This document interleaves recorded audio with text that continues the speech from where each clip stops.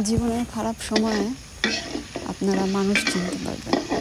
তখন দেখবেন যে কাছের মানুষের কীরকম রূপ। খারাপ সময়ে আসলে কেউ পাশে থাকে না।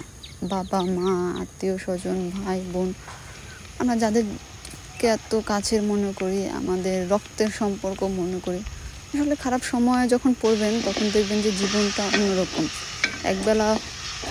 একবেলা এক মুঠো ভাতের কতটা দাম, কত মানুষের কত কথা শোনা লাগে যখন আপনি খারাপ সময় পার করবেন। আসলে জীবনে খারাপ সময়টা আসা দরকার। তা না হলে কাছের মানুষের এই বহুরূপী রূপটা চেনা যেত না।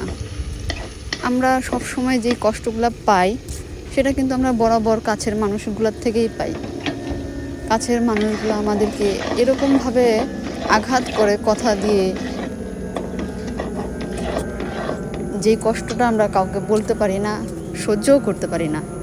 আসলে কাছের মানুষের দেয়া আঘাত ভিতরটা রক্তাক্ত করে দেয়, যেটা দূর থেকে কেউ বুঝতে পারে না।